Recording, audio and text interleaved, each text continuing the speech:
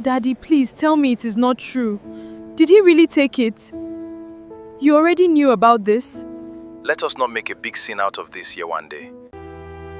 How could you do this to me? That was my entire future. I will pay you back, I swear. Dad, that was my college fund. He is your brother, Yewande. I will make it up to you. My stepbrother stole my college fund to buy a sports car, and my dad forgave him. My name is Yewande, and the night my father forgave the boy who stole my college fund to buy a sports car, I stood in our compound in Ibadan and watched him hand that same boy the keys to the family gate, as if nothing had happened, as if 4 years of my life had just been sold for a car with leather seats. I want you to sit with that for a second, because it gets worse before it gets better, and there is a second theft in this story that nobody in my family has ever spoken about out loud, not even now. If stories like this keep you up at night wondering what you would have done in my place, stay with me till the end. And if you haven't already, tap that subscribe button, because where this story is going, you will not believe what was really buried underneath a stolen car and a father's easy forgiveness. I was 20 years old when it happened, in my 3rd year at the University of Ibadan, studying accounting, the same course my late mother had studied before me. She died when I was 11, breast cancer, fast and cruel, the kind of death that empties a house of laughter and never quite lets it back in. My father, Parotimi Adewale, was a quantity surveyor, respected in our estate in Bodija, the kind of man greeted with 2 hands and a slight bow by younger men on the street. After my mother passed, he raised me for 3 years alone, badly at first, burning rice, forgetting to attend my school's cultural day, and then slowly, competently, the way a man learns anything he has no choice but to learn. Then he married Iyachidima. Her name was Ngozi, and she came with a son, Kelechi, 2 years older than me, already 18 when the marriage happened, already a young man with a young man's appetites, and none of a young man's discipline. Ngozi was, on the surface, a kind woman. She called me my daughter from the first week, cooked eforiro the way my late mother used to, remembered my school resumption dates, sat with me during my WAEC exams, prayed over my results before I opened the envelope. I let myself love her cautiously, the way a child who had already lost one mother learns to love a second one, with one eye always half open, half expecting the floor to disappear again. I still remember the year my father brought Ngozi to the house for the first time, not as a guest, but as someone he wanted me to get to know properly. I was 13, old enough to understand what that phrase meant, old enough to resent it, and young enough to still want, desperately, for someone to braid my hair the way my mother used to on Sunday mornings before church, humming old hymns under her breath, her fingers moving with a patience I had never felt from anyone since.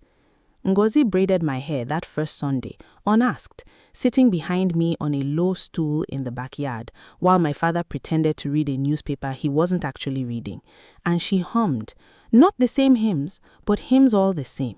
And something in my chest that had been clenched for 3 years finally, cautiously loosened. I did not know, that afternoon, that I was watching a woman perform a kindness she had learned to perform out of necessity, the way people who have lost everything once learn to build new households quickly, efficiently, because slowness had already cost them too much.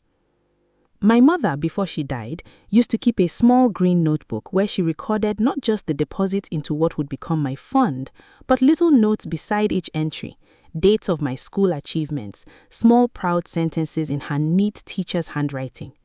Yewande came first in mathematics today, adding 2,000 naira as reward. May this money grow the way her mind is growing.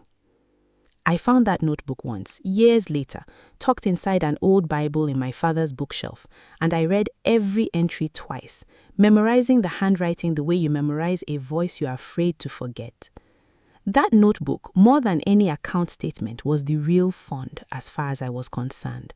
The naira figures were just its shadow on paper. Kelechi though, Kelechi I never fully trusted, and not because he was cruel to me. He wasn't, not directly. He was simply a boy who had never been told no in any way that stuck. His late father, we were told, had died in an accident when Kelechi was 9, and Ngozi had raised him with the particular tenderness of a woman terrified of losing the only piece of her first husband she had left. That tenderness had curdled, by the time I knew him, into something closer to blindness. Kelechi failed his first 2 attempts at university admission, blaming each time a different examination body, a different malfunctioning invigilator, a different conspiracy of bad luck that somehow never touched anyone else in his set. He crashed 2 motorcycles before he turned 20, the second time breaking his collarbone, and I remember Ngozi weeping over his hospital bed while my father quietly paid a bill that should all by fair accounting have come from Kelechi's own reckless hands. He borrowed money from market women in our estate and never paid back, small amounts at first, 5,000 here, 10,000 there, until the debts accumulated into something the women began discussing openly at the roadside. Until my father, quietly, always quietly, settled the debts himself, moving through the estate like a man patching holes in a boat that kept springing new ones, and told me when I finally asked him why he kept doing it, that family does not humiliate family in public. A sentence I would come to understand much later as only half of a much longer sentence unspoken. I want to be fair to my father here because for years I believed his patience with Kelechi was simple weakness, the ordinary softness of a man who did not want friction in his second marriage. I believed that story completely until the day everything unraveled and I learned that my father's patience with that boy had a foundation laid long before Ngozi ever walked into our house, a foundation I did not discover until it was far too late to protect myself from what it would cost me. By the time I entered the University of Ibadan, I had built a fairly ordinary student life around a fairly extraordinary private anxiety. I shared a small room off campus with 2 other girls from my department, survived largely on beans and gari during the lean weeks before allowances came, and worked in my second year as a private mathematics tutor for 2 secondary school students in Bodija, partly for pocket money, and partly I think now because tutoring made me feel closer to my mother's old profession, closer to whatever she might have thought of the woman I was becoming. My course mates knew me as serious, a little guarded, the kind of student who arrived early to lectures and left promptly afterward. Not because I disliked company, but because I had learned somewhere in the years after my mother's death that unstructured time was dangerous, that grief found you more easily in idle afternoons than in busy ones.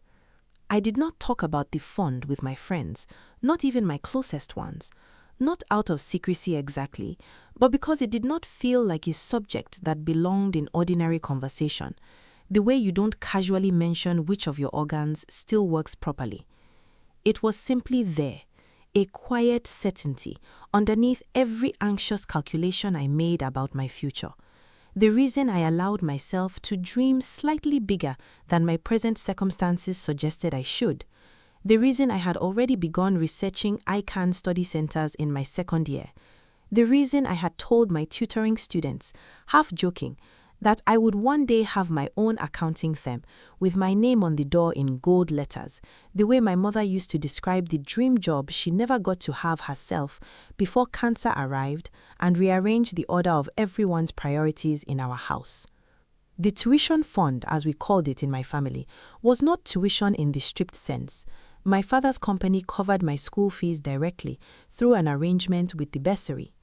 The fund was something else, something my mother had started before she died, a fixed deposit account in my name that she and my father built together from her small salary as a school teacher, meant to cover my final year project costs, my NYSC preparation, my professional accounting exams, ICANN, ACCA, whichever path I chose, and eventually, she used to say laughing, small money to marry a good man with, so nobody will think I raised you to come to a husband's house empty-handed.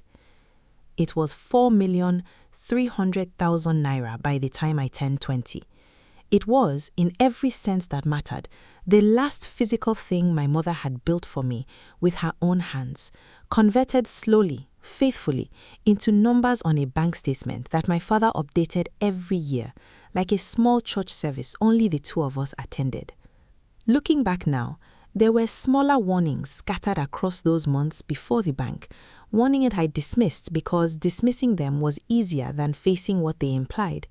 In November, 5 months before everything unraveled, Kelechi had shown up at a family Sunday lunch wearing a wristwatch I did not recognize, gold-faced, expensive-looking, and when Ngozi asked where it came from, he'd said, too quickly, "A client gave it to me for connecting him to a car dealer," a sentence with just enough plausible shape that nobody pressed further.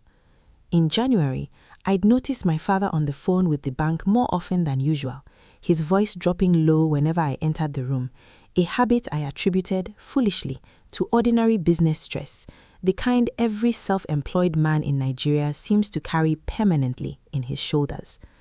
In February, Kelechi had asked me casually over dinner whether I still checked my account statement myself or whether Daddy still handles all that for you. A question I answered honestly that I rarely checked it myself since my father managed the deposits, a question I would later understand had been reconnaissance dressed up as small talk. I did not know in those years that my father had also, quietly, made Kelechi a signatory on that account. He did it, he told me much later, when Kelechi turned 21, as what he called a safety measure, in case something happened to him, in case he traveled and there was an emergency, and I, a mere student, could not access the funds fast enough. He did not tell me. He did not tell Ngozi, according to Ngozi herself, though I have never fully believed that. He simply walked into the bank on a Tuesday afternoon and added a name to a document that represented more than anything else in my life, the last conversation I would never get to finish having with my mother. I found out the fund was gone on a Thursday in March, 3 weeks before my industrial training placement was due to begin, when I went to the bank in Dugbe to withdraw a portion for my laptop, which had finally, after 2 years of limping along, died completely during a project defense rehearsal. The bank officer, a woman with kind eyes and a reluctant mouth, told me the bank account balance was 41,000 naira. I remember laughing, actually laughing, because it seemed like the kind of mistake a computer makes, not the kind of thing that happens to real money in a real account with your name on it. I asked her to check again. She checked again. She turned the screen toward me so I could see it myself. The string of withdrawals, 6 of them across 5 months, each one larger than the last. The final withdrawal 3 days earlier for 1,800,000 naira.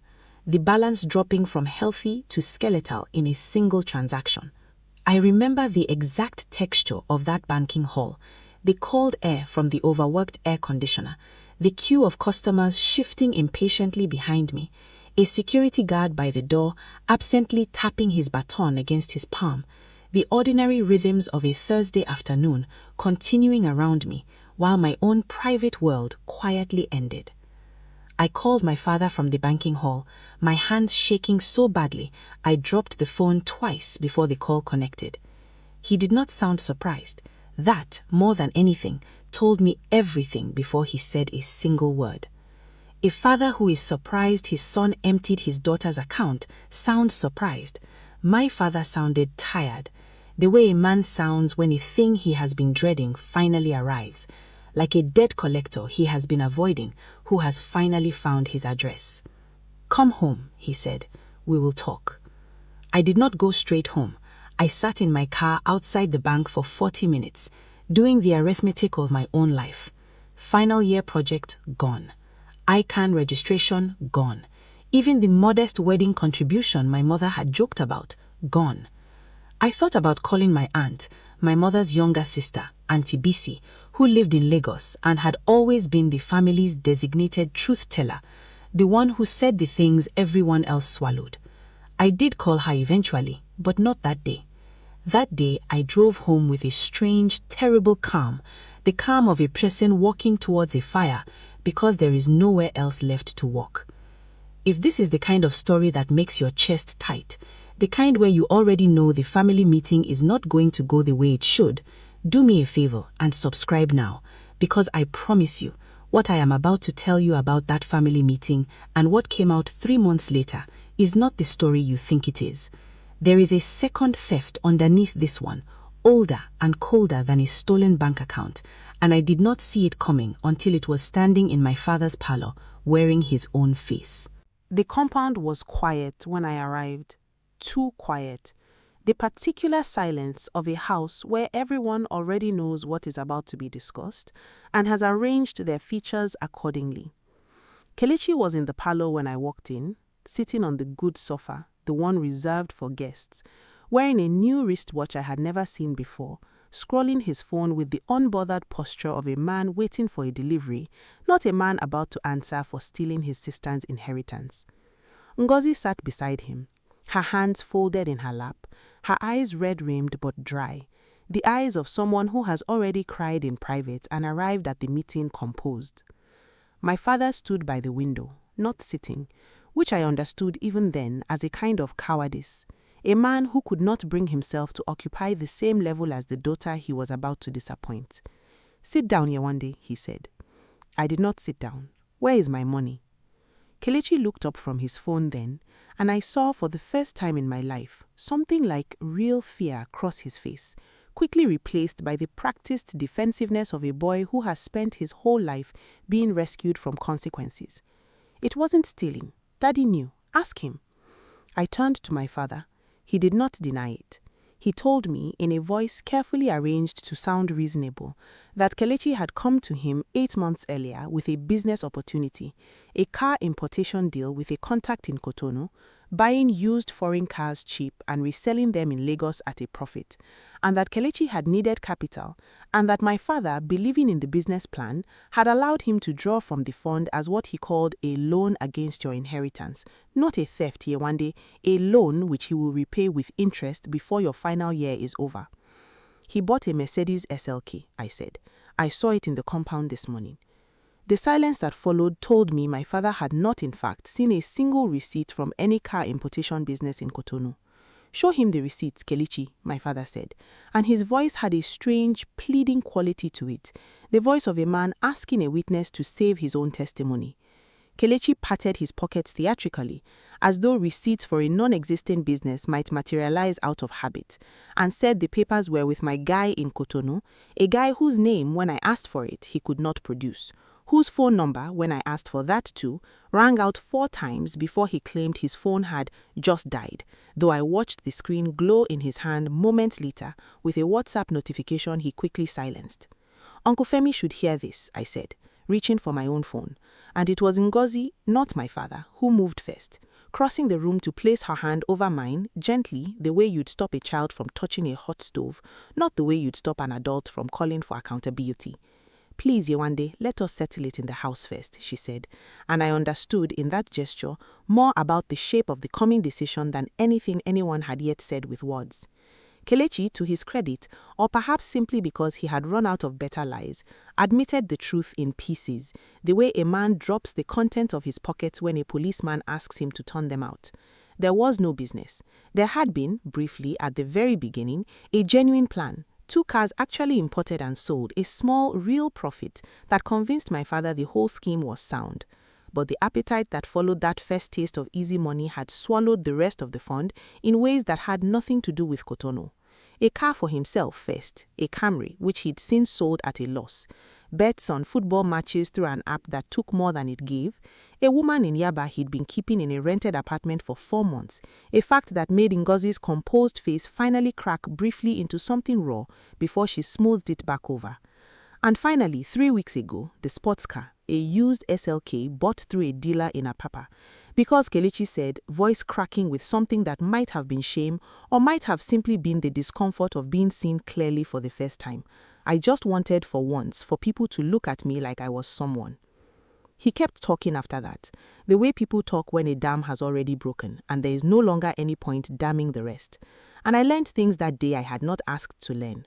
That he had failed his ICANN Foundation exams twice and told everyone at his old polytechnic reunion that he was in the process of qualifying. That the woman in Yaba was not, as I first assumed, some passing infatuation, but someone he had been introducing to friends as his fiancée, a woman he had promised a wedding by the end of the year, a wedding that would have needed money from somewhere, money that had in fact come from a fund with my name and my dead mother's careful handwriting attached to it. that the sports car had been, in his own words, delivered to the compound deliberately while I was still away at school, so it would be there before anyone could talk me out of it. A sentence that told me more plainly than anything else that day that some small surviving part of him knew all along exactly how wrong this was. I want you to notice something here, because I noticed it too, standing in that parlor with my whole future sitting in a used foreign car parked outside. Nobody in that entire confession apologized to me. Kelechi apologized to the idea of being caught. My father apologized vaguely to this situation. Ngozi did not speak at all until the very end, and when she did, it was not an apology either. It was a request, soft, almost pleading, directed at my father rather than at me. Rotimi, he is still your son. Whatever happens, don't destroy him over this. My son, not my stepson, my son, the way you claim a thing you are afraid of losing. My father's decision, when it came, took 4 days to arrive. 4 days during which I did not sleep properly. 4 days during which I sat in my room and calculated over and over exactly how many hours of work, how many years of my mother's teaching salary, how much of her actual life had gone into that account to be converted into a car with a badge on the hood. I did not go to lectures those 4 days, telling my classmates I was unwell, which was not entirely a lie. Grief of this particular kind sitting in the body the way a fever does, dulling appetite, stealing sleep, leaving you shivering under a blanket in the middle of an otherwise warm afternoon. Kelechi avoided me completely during that stretch, taking his meals in his room, driving out early each morning in the SLK, and returning late, as though physical distance might somehow soften what he had done, or perhaps simply because he could not yet stand to be looked at by the person he had wronged. On the 5th day, my father called another family meeting, and this time my father's older brother, Uncle Femi, was present too, summoned, I suspect, to give the decision the weight of family consensus rather than one man's private failure of judgment. Uncle Femi arrived in a crisp agbada, the way he always dressed for anything he considered official family business. And before the meeting properly began, he pulled me aside in the corridor and said in a low, careful voice of a man trying to manage 2 competing loyalties at once, "Yewande, whatever is decided today, know that I am on record as having suggested Kelechi go and stay with my son in Ilorin for some months, to sober up, face life a little. But your father feels differently, and in this family, once Rotimi has decided something concerning his own house, it is difficult for anybody, even an elder brother, to move him from it."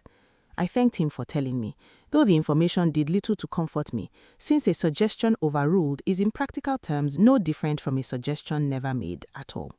The decision was this: Kelechi would not be reported to the police. Kelechi would not be sent away, as Uncle Femi had apparently suggested, to live with a cousin in Ilorin for a period of reflection. Kelechi would keep the car. He would, my father said, begin repaying the fund in installments, starting from his next paid work, whenever that arrived, an arrangement with no contract, no signature, nothing but my father's word, the same word that had already failed to protect the fund the first time. And my final year, I asked. My project, my ICANN registration. IT is in 3 weeks. My father looked at me the way a man looks at a bill he cannot currently pay. "We will manage it small," he said. "I will talk to your school. Maybe defer IT to next session. God will provide." I remember laughing again, that same strange laugh from the banking hall, except this time it came out sounding more like something breaking than something amused. God will provide, as if God had already provided 4 years earlier in the form of a woman working double shifts to build a fund for a daughter she would not live to see graduate. And my father had simply handed that provision to a boy who wanted people to look at him like he was someone. That night, I packed one bag, the same box-shaped Ghana must go my mother used to travel with when she visited her village, its handles worn soft from years of her own hands gripping them, and I moved through my room slowly, deciding what a life could be reduced to when it needed to fit inside a single bag on short notice. I took the green notebook from my father's bookshelf without asking, reasoning in the strange moral arithmetic of that night that whatever else had been taken from me, this at least I was owed. I took my mother's photograph from the wall, the one where she is laughing at something outside the frame, her head thrown slightly back, a photograph I had looked at every single day of my life without ever really seeing it until that night, when I finally understood I was looking at the only person in that house who had never once asked me to be smaller than my own future. I left for my Auntie Bisi's flat in Lagos before dawn, without telling my father I was leaving, though I am certain he heard the gate close, the particular creak it made in the early morning quiet unmistakable to anyone who had lived in that compound as long as he had. I did not look back at the house as the taxi pulled away, though I wanted to, some old part of me still hoping, foolishly, that a light might come on in his window, that he might appear at the gate in his sleeping clothes and ask me to stay, to talk it through properly, to prove that 4 years of daughterhood still outweighed 15 years of a stranger's guilt. No light came on. The compound stayed dark and silent behind me the entire length of the street, and I remember thinking, with a clarity that frightened me, that silence itself had become the answer I no longer needed to ask a question to receive. Auntie Bisi opened her door before I had even finished knocking properly, as though she had been half expecting a night like this one for longer than I realized, her face arranging itself instantly from sleep into alert, unhurried concern. If you have ever had to walk away from the only family you had left, quietly, in the dark, because staying meant watching your own erasure happen politely at the dinner table, you already understand something about why I need you subscribed for what comes next.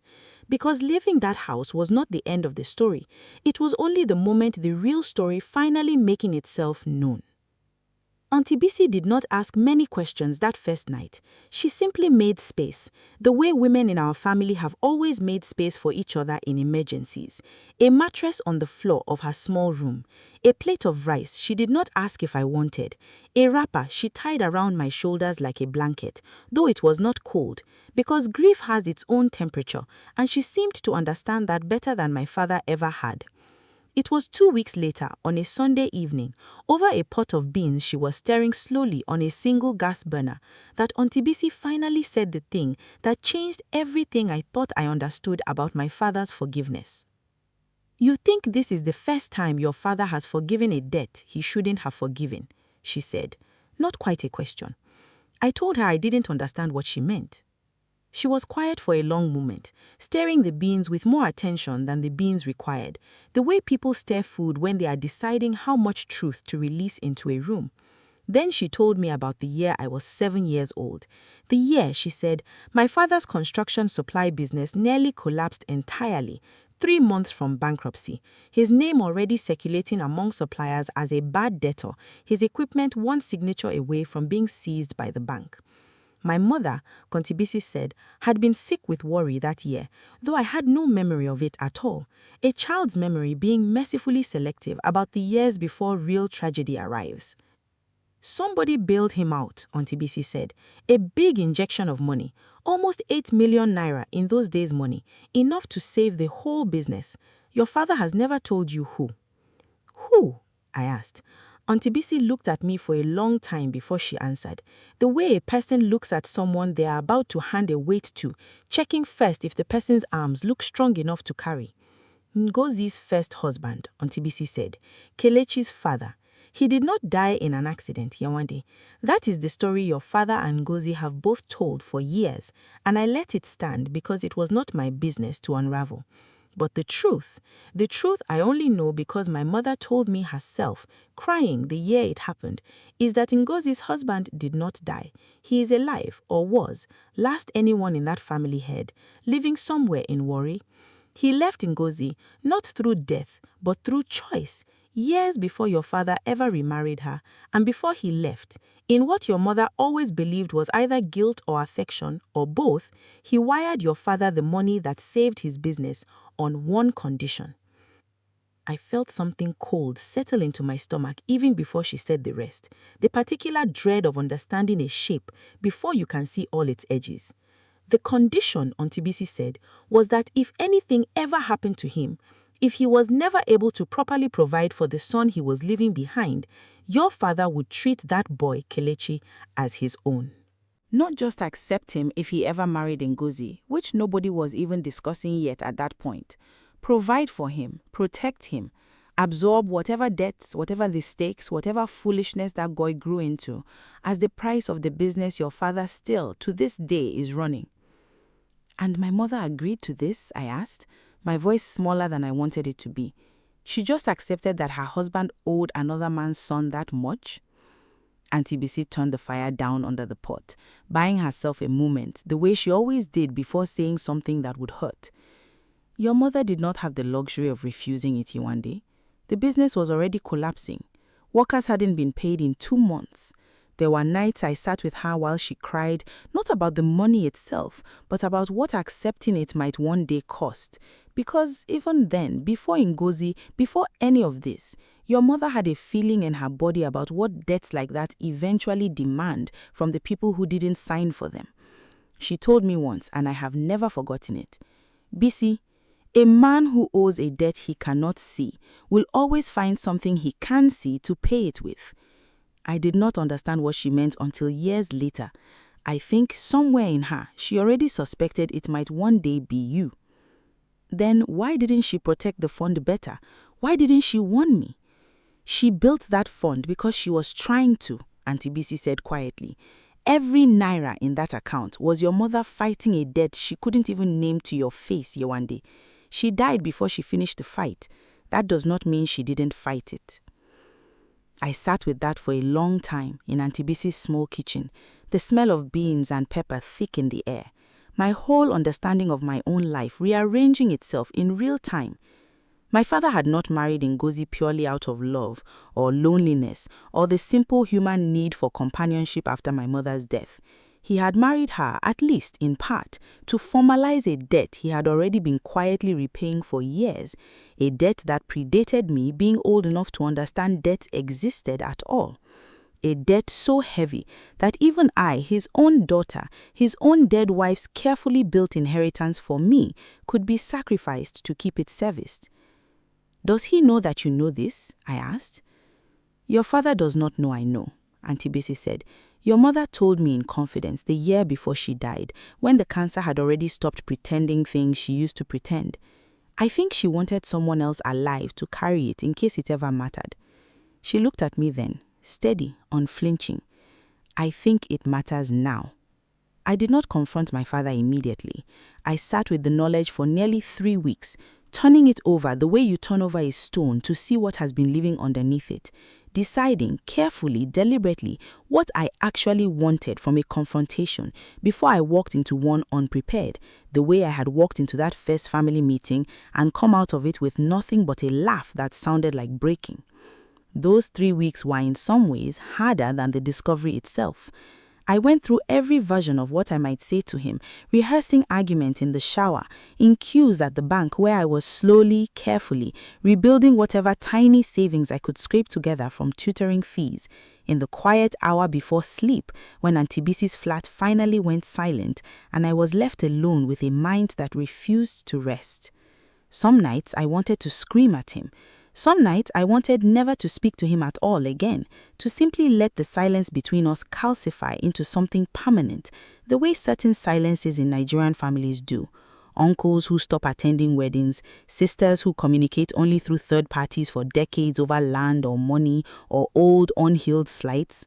Other nights, and these were the nights that frightened me most, I found myself wanting to protect him, some old stubborn loyalty rising up in my chest uninvited, whispering that he was still the man who learned to plait my hair badly in the terrible year after my mother died, still the man who sat outside my WAEC exam hall every single morning for 2 weeks though he had a business to run, still somehow, despite everything, my father. I did not trust that voice either. I had learned by then that love and accountability were not opposites, that you could hold both at once without either one cancelling the other out, and I promised myself I would walk into that final conversation carrying both and refuse to let either one talk the other into silence. In that time, I also did something my father did not expect from me. I went, alone, without telling Auntie BC first, to find Ngozi's first husband. It was not difficult. Warri is not so large a place that a determined young woman with a name and a rough 10 decades of years cannot find a man if she is patient and asks the right market women the right questions. His name was Chief Emeka Okonko, and he was not, as I half expected, some villain hiding from his past. He was an old man now, 60-something, running a modest transport business, remarried to a quiet woman who watched me with careful, curious eyes when I arrived unannounced at his compound and told him who I was. The compound was modest, a bungalow with a small fleet of branded buses parked along one wall, Okonko Swift Transport painted in fading blue letters on their sides. He studied my face for a long moment before he let me in, and I understood, watching him search my features, that he was looking for Ngozi in me, or perhaps for himself in whatever memory he still carried of the son he had left behind, before realizing I carried neither. "You have your father's eyes," he said eventually, which struck me as strange since he had never met my father, until I understood he meant Rotimi, meant that some rumor or photograph over the years had made its way to him too, that this small, tangled family had never been as separated as its silence suggested. He did not deny any of it. If anything, he seemed almost relieved, the way people are relieved when a secret they have carried alone for a long time is finally set down in front of someone else. "I did not ask your father to ruin you," Chief Okonko said, when I told him plainly what that condition had cost me. "I asked him to look after my son. If he chose to look after my son by taking from you, that choice was his, not mine. I have not spoken to Rotimi in almost 15 years. I do not know what agreement grew between them after the money left my hand." "Do you regret sending it?" I asked. He considered the question for longer than I expected, looking out at the buses parked along his compound wall, their painted names catching the late afternoon light. "I regret leaving," he said finally. The money was supposed to make the leaving smaller somehow, a way of telling myself I had not simply abandoned a woman and a boy to fend for themselves. It does not work that way, I have learnt. Money sent from a distance does not replace a father sitting at the dinner table. I do not regret that Kelechi was cared for. I regret that caring for him, wherever it went afterward, apparently required someone else's daughter to be uncared for in his place. That is not a trade I asked your father to make, but I understand, hearing you now, that it is the trade that was made, and I am sorry my guilt became the seed of it, even if I never intended the tree it grew into.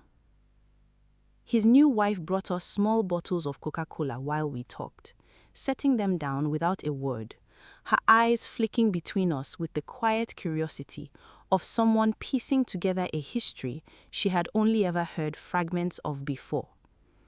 Before I left, Chief Okonjo asked, almost shyly, whether Kelechi ever spoke of him, and when I told him honestly that Kelechi believed him dead, something in the old man's face folded inward, a grief I had not expected to witness, the particular grief of a man realizing that even his absence had been dressed up as something gentler than the truth, that his own son did not know enough about him to properly resent him, let alone forgive him. That distinction mattered to me more than I expected it to. It meant the theft of my fund was not, in the end, an unavoidable debt written into some ancient contract my father had no power over.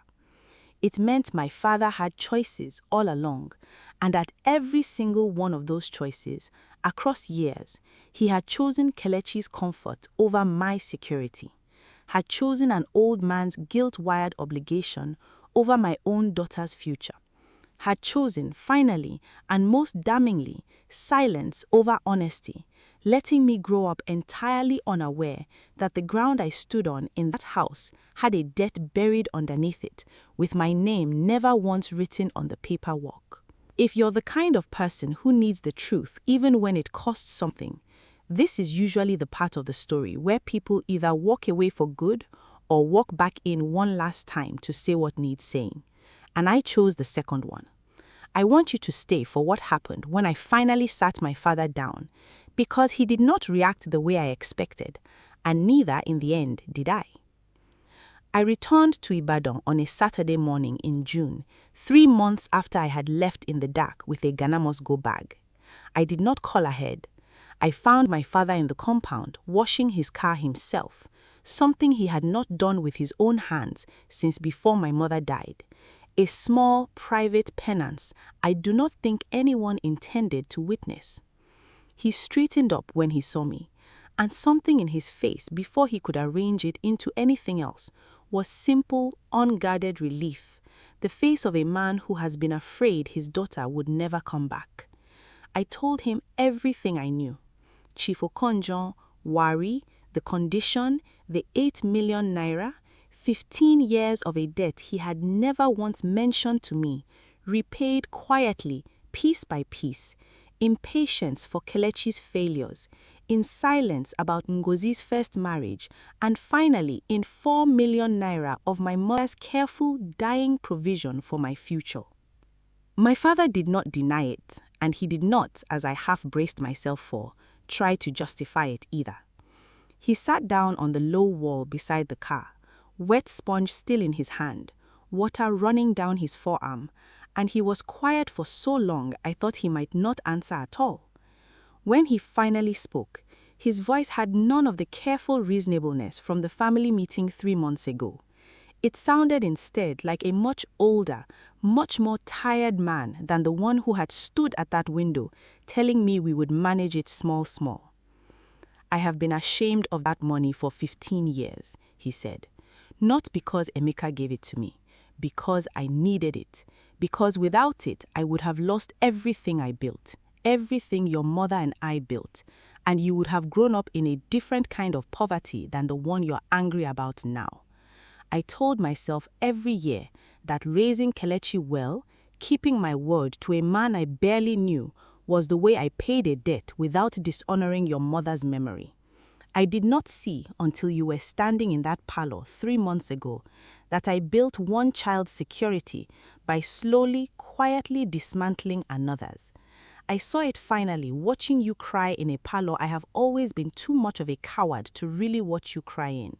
And I still chose him again because 15 years of a habit does not break just because you finally see it clearly. That's not an apology, I said. No, he agreed, it isn't. I don't know if I know how to give you one big enough for what this cost you. I am asking you to let me try to learn. You let me stand in that parlor and be told to be patient, I said. And now that I had finally started, I found I could not stop. 3 months of swallowed words rising up all at once. You let me think it was about a car importation business, about Kelechi being foolish, about a mistake anyone's son could make. You let me believe the only thing broken was a bank balance, when the whole time the real thing broken was a promise you made to a stranger before I was even born. A promise you decided was worth more than the promise Mommy made to me with her own salary. Did you ever, even once, think about what it would look like from where I was standing, watching you protect him the exact same way every single time for years, and thinking it was just weakness, just a soft father, when really it was math, really it was you quietly deciding over and over that the debt to a man in Wari mattered more than the debt you owed your own daughter? My father did not flinch away from that, which surprised me more than anything else he did that day. He let it land, all of it, the sponge still dripping in his hand, water darkening the fabric of his trousers where he did not bother to move it away. He said, "You're right, and I don't have a defense that survives what you just said. I can only tell you what I was thinking, not to excuse it, but because you deserve to know the whole shape of my failure, not just the outline of it." Emeka's money did not just save a business, Yewande. It saved this house. It saved the school fees that were already overdue for 3 terms before he sent it. Fees I have never told you were overdue because I did not want you to grow up thinking your childhood was built on borrowed ground. Every year I let Kelechi's foolishness slide. I was not thinking about Kelechi at all most of the time. I was thinking about a version of your childhood that never happened, where the electricity got cut, where the school sent you home for fees, where your mother worked herself even harder than she already did, trying to patch a hole I had already let a stranger patch instead. I built a whole shelter for you out of a debt I was too ashamed to explain, and then, without ever quite meaning to, I let the shelter's foundation take more from you than it had any right to. That still isn't an apology, I said again, quieter this time. Then let me say it properly, he said. And for the first time in longer than I could remember, my father's voice broke. Actually broke. In a way I had only ever heard once before. At my mother's graveside. I am sorry, Yewande. Not sorry the way I was sorry in that parlor. Sorry that things were awkward. Sorry that a conversation was uncomfortable. Sorry that I let a 15-year-old debt eat 4 years of your certainty about your own future. Sorry that I let you find out from a bank officer instead of me. Sorry that I made you into the collateral for a promise you never agreed to and never should have had to pay. I will not pretend that conversation fixed anything cleanly, because life does not work that way, whatever the songs say. And I promised you at the beginning of this story that I would not give you an ending that felt too neat for what actually happened. Because it wouldn't be true. And you deserve the true version. Even 3 months later. Even now. What actually happened is this.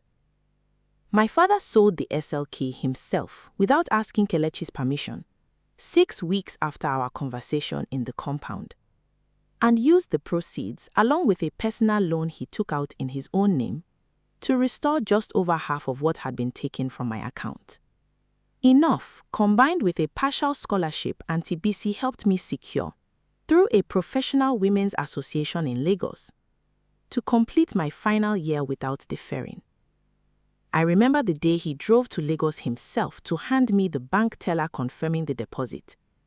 Not sending it electronically, not sending it through Ngozi or a courier, but sitting in Auntie BC's small parlor and placing the paper in my hands directly. The way he might have once placed a report card in my mother's hands, waiting silently to see if it would be enough. It was not enough. Not fully. Not in the way that erases 3 years of postponed exams, and a fund my mother would not recognize by the numbers left in it. But it was something. And I have learned in the months since that something honestly given is worth more than a larger amount handed over with excuses still attached to it. Kelechi did not go to prison. And he did not go to Ilorin for reflection either. He did, however, lose the rented apartment in Yaba. The woman there apparently lost interest in him at roughly the same speed his money did. And he took, for the first time in his adult life, an actual job, a poorly paid position at a car dealership in Lagos, selling other people's cars instead of buying his own, which Auntie BC calls, with a dry laugh, poetic justice wearing a work badge. I saw him once, by accident, 7 months after the family meeting, standing in the forecourt of the dealership in a cheap company polo shirt, gesturing at a Toyota Corolla to a customer who looked half interested at best. He saw me too from across the road, and for a moment neither of us moved. Then he lifted a hand, not quite a wave, more of an acknowledgement. The kind of gesture you give someone whose forgiveness you are not yet ready to ask for, but whose existence you can no longer pretend not to notice. I lifted my hand back briefly and kept walking. It was not reconciliation. It was perhaps the smallest possible beginning of one if either of us ever decides to walk further down that road. He called me once, 3 months after that. Late at night, his voice thick with what sounded like several bottles of something he shouldn't have been drinking alone. He did not apologize properly even then, not in full sentences.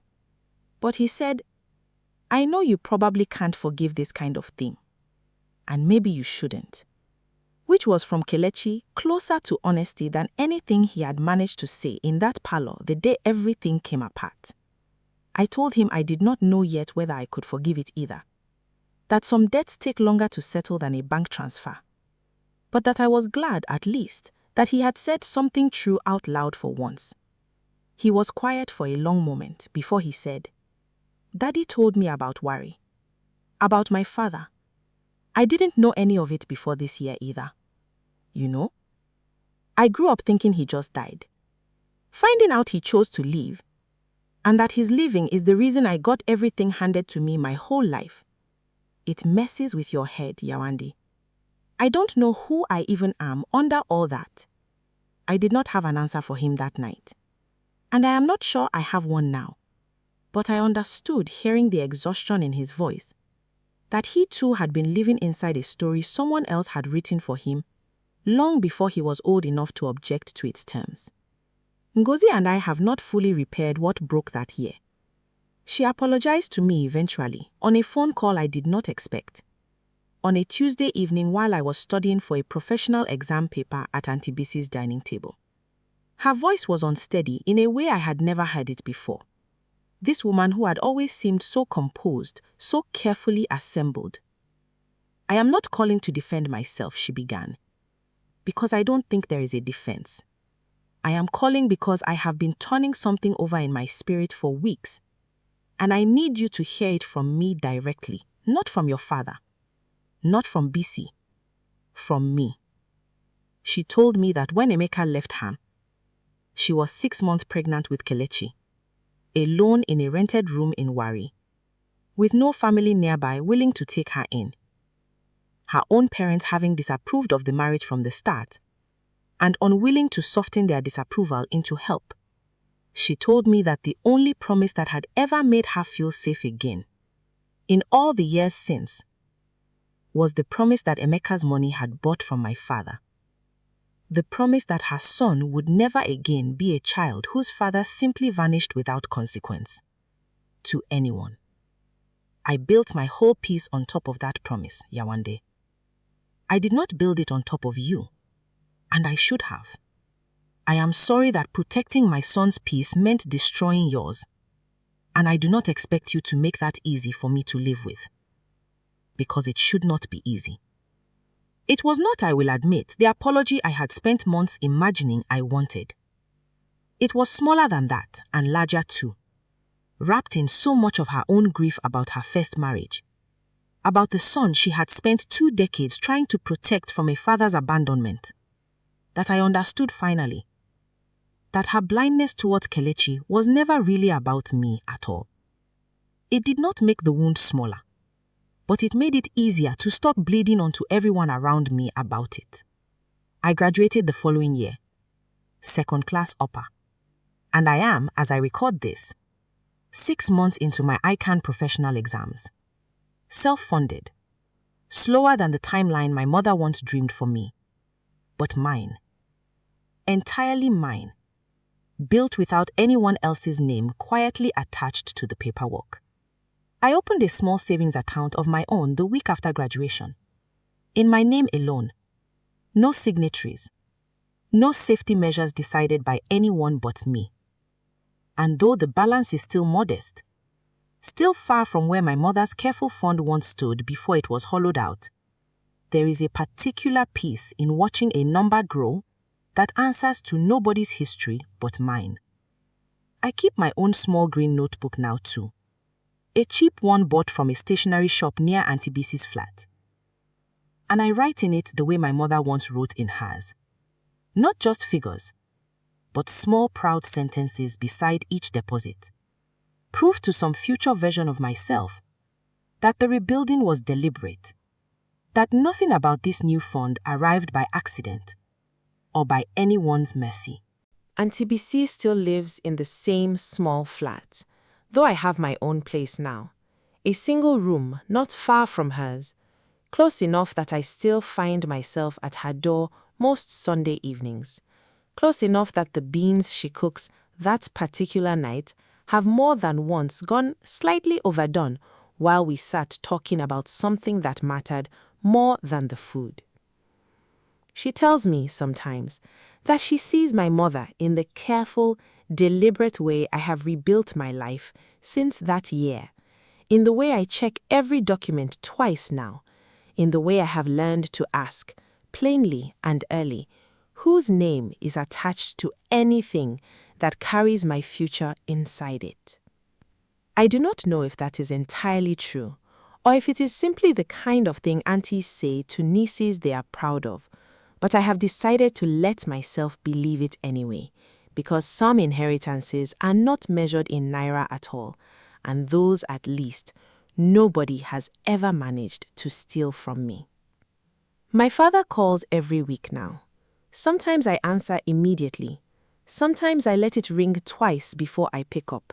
A small, private way of reminding both of us that trust, once spent, does not simply reappear because a debt gets partially repaid. We have started, slowly, carefully, a new kind of relationship, one with fewer silences in it, one where he has begun telling me things he used to bury, old business worries, old regrets about the years right after my mother died, the year he nearly sold her wedding ring to cover a supplier's bill, before deciding, at the last possible moment, that some debts were not his to settle that way. I do not know yet whether I fully trust this new openness, or whether it is simply a more articulate version of the same man who once decided quietly, again and again, that I could absorb what other people could not. But I have decided to let him try, in small doses, the way you let a wound breathe before deciding whether it has actually started to heal or is only pretending to for now. Because the alternative, closing the door entirely, felt like a decision I would spend the rest of my life second-guessing.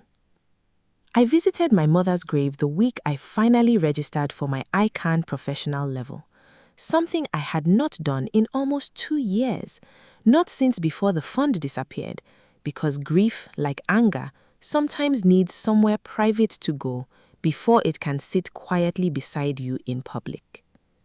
I told her, standing there in the small cemetery outside Ibadan, about the bank, about worry, about Auntie Bisi's kitchen and the deans that never finished cooking that evening because the conversation mattered more than the food. I told her I had found her green notebook, that I still had it, that I read it sometimes on nights when the ICANN syllabus felt heavier than it should. I told her finally that I understood now why she had written, "May this money grow the way her mind is growing," instead of simply recording an amount, because she had always known, in whatever quiet way mothers know these things before their daughters do, that the real inheritance was never the naira figure at all. It was the discipline she poured into every entry, the belief she wrote into every margin, the version of me she was building toward, one careful deposit at a time. Nobody, not Kelechi, not a debt from worry, not 15 years of my father's careful, misguided silence could take that part away, because that part was never sitting in an account with a signatory page anyone else could alter.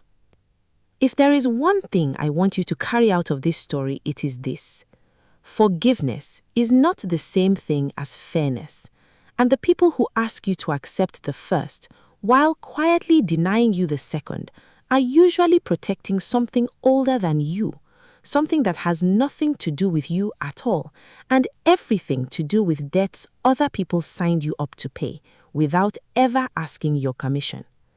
Sometimes, the debt is a car and a careless boy's need to be looked at differently. Sometimes it is older than that, buried 15 years deep in a stranger's guilt and a father's shame, dressed up as patience so long that even the people paying into it forget it was ever a debt at all. Either way, you are allowed to ask what you are actually being asked to forgive, and you are allowed to walk out of a room or a house or a family meeting until somebody is finally honest enough to tell you. I am still learning how to hold my father's love and my father's failure in the same 2 hands without dropping either one. I do not think that learning ever fully finishes, but I am here, building something that is finally completely mine. And if a piece of this story found something true in you too, something you've carried quietly, the way I carried that Ghana Must Go bag out into the dark. I hope you'll subscribe and stay, because there is always another story waiting, and somebody out there needs to hear that walking away from an unfair peace is not betrayal, it is the beginning of an honest one.